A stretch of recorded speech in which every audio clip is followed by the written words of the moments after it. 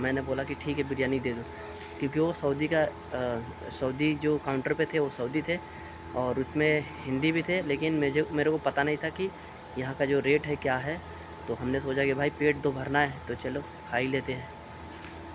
फिर दोस्तों हमसे उतना नहीं है, क्योंकि काफ़ी ज़्यादा यहाँ का जो चीज़ें है बदल गया है। तो उसी तरह से यहाँ का जो पहले की जो बात। हेलो दोस्तों, MDR ब्लॉग पर आप लोगों का स्वागत है। और थंबनेल देख के तो आप समझ ही गए रहेंगे कि मैं आप लोगों को क्या बताने वाला हूँ आज।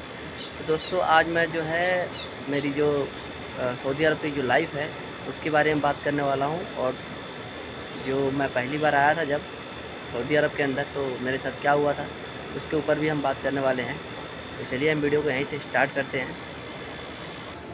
दोस्तों मैं आया था मुंबई इंटरनेशनल एयरपोर्ट से, और वहाँ पर जो मेरी फ़्लाइट थी इंडिगो फ़्लाइट थी।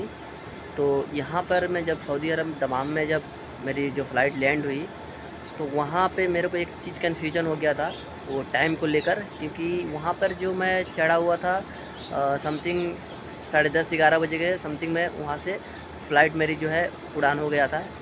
तो फिर यहाँ पर जब मैं आया सऊदी अरब के अंदर, तो समथिंग यहाँ पे 12 साढ़े 12 हो रहा था।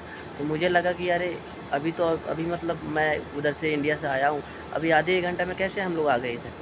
तो फिर यहाँ पे मेरे को मालूम पड़ा कि यहाँ जो है 2.5 घंटा का जो है फ़र्क है इंडिया से, यानी कि इंडिया से जो है 2.5 घंटा का यहाँ ज़्यादा है। और जब मैं दमाम में उतरा तो यहाँ पर जो इस कंपनी का जो बात रही, तो यहाँ पर हम लोग का खाना पीना जो है पहले से अरेंज करके रखा हुआ था।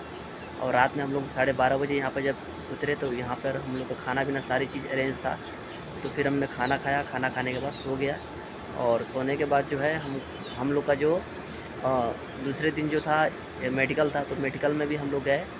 तो मेडिकल जाने के बाद वहाँ पर जो है, तो वहाँ पे मेडिकल में जाने के बाद फिर हम लोग का मेडिकल हुआ, और मेडिकल होने के बाद फिर हम लोग का जो भी था वहाँ पे फ़ाइनल हो गया। और वहाँ से हम लोग फिर रूम में आए। तो रूम में आने के बाद एक दिन हम लोग को दमाम में रखा था, उसके बाद फिर हम लोग को वापस यहाँ जीजान के अंदर भेज दिया, जो कि मैं पहली बार आया था और मुझे यहाँ का कोई भी चीज़ के बारे में जानकारी नहीं था। तो रास्ते में ये हुआ कि हम लोग खाना खाने के लिए उतरे थे, यानी कि जो बस होता है, बस रोकती है खाना पीना खाने के लिए। तो वहाँ पर क्या हो गया कि मुझे नहीं पता था इधर का खाना, और सबसे ज़रूरी क्या हो गया था कि इधर का भाषा जो है मालूम नहीं था हम लोग को। तो हम लोग का जो था 35 रुपये का यहाँ का चूना लग गया था, जो कि होटल में जब बैठा था खाने के लिए तो मुझे कुछ पता नहीं था। बस उसने बोला और हमने उसको बोल दिया कि ठीक है। उसने पूछा बिरयानी आपको चाहिए क्या, मैंने बोला कि ठीक है बिरयानी दे दो, क्योंकि वो सऊदी जो काउंटर पे थे वो सऊदी थे और उसमें हिंदी भी थे, लेकिन मेरे को पता नहीं था कि यहाँ का जो रेट है क्या है। तो हमने सोचा कि भाई पेट तो भरना है तो चलो खा ही लेते हैं।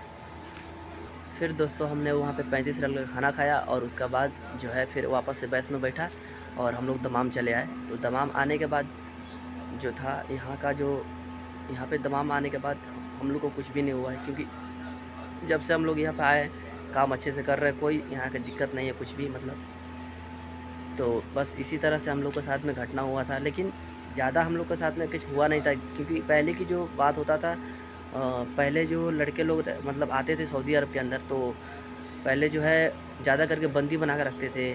लेकिन अभी के टाइम में मेरे ख्याल से उतना नहीं है, क्योंकि काफ़ी ज़्यादा यहाँ का जो चीज़ें है बदल गया है।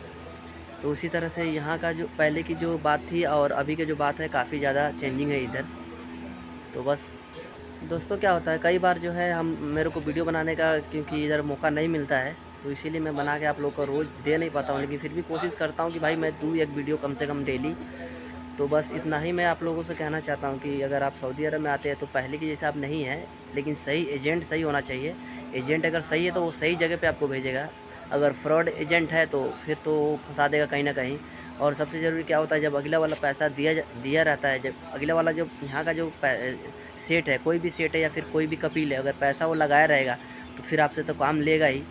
और अगला वाला जो हमारे जो इंडिया का जो एजेंट है वो आपको कहाँ भेजेगा, कैसा जगह पे भेजेगा, जो उन्हीं को पता रहेगा। आपको तो पता नहीं रहेगा, क्योंकि देखिए दोस्तों अभी क्या हो गया कि सबको भी कमाने का लगा हुआ है, सबको अभी कमाना है।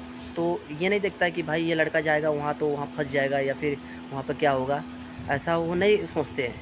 वो बस उनको पैसा चाहिए, थोड़ा बहुत पैसा वो कमाते हैं, लेकिन वही बाद में जो है उनको गलत जगह पे भेज देते हैं। तो इस तरह के नहीं करना है। बस आपको अगर सऊदी अरब में आना है तो थोड़ा दिन इंतज़ार करना होगा। दोस्तों मैं आपको बता दूं कि मैं 3 से 4 महीना में बैठा हुआ था मुंबई में, जो कि मेरे पास कोई काम नहीं था। फिर भी हमने बैठा, इंतज़ार किया, और उसके बाद जो है हमारा एजेंट भी तो जो था वो भी सही आदमी है, क्योंकि उनके पास भी काफ़ी ज़्यादा भीड़ रहता है। तो उससे लगता है कि हाँ, वो हमारा एजेंट जो था अभी जहाँ हमको भेजा है, जो हमारा एजेंट था वो हमको जहाँ भेजा हुआ है वो सही जगह पे भेजा हुआ है। और एक आदमी को नहीं, हम लोग साथ में 3 आदमी आए थे, 3 आदमी इसी कंपनी में आए थे। तो 3 आदमी को भी जो है हम लोग को कोई यहाँ पे दिक्कत नहीं है कि हाँ भाई ये चीज़ का दिक्कत है, वो चीज़ का, ऐसा कुछ भी नहीं है। दोस्तों अगर देखा जाए तो हर कंपनी में थोड़ा बहुत तो दिक्कत होता ही है। तो सारी चीज़ को आपको समझ के भी लेके चलना है। ऐसा नहीं कि हाँ, ज़्यादा अगर आपको दिक्कत है, ज़्यादा आपको प्रॉब्लम है, तो फिर जो इंसान के ऊपर गुजरता है वो इंसान समझता है चीज़ों को।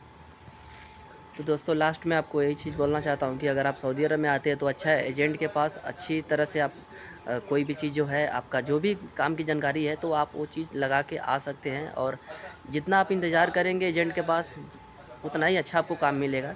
ऐसा नहीं कि हाँ, मुझे 1 महीने के अंदर या 2 महीने के अंदर हमारा काम जो है फटाफट कर दीजिए। तो एजेंट भी क्या होता है, आपको अगर ज़्यादा अगर उनको ज़्यादा ये करेंगे, तो फिर वो भी क्या करेंगे, आपको कहीं न कहीं बोलेगा ठीक है भाई, इधर आपको इतना सैलरी है, आप जाओ, कोई दिक्कत नहीं है। क्योंकि उनके तरफ से तो ये फ्री बता ही देगा कि हाँ भाई कोई दिक्कत नहीं, जाओ। क्योंकि आप उनको खुद परेशान कर रहे हैं ना, इसीलिए वो कहीं न कहीं भेज देगा आपको फिर वापस से।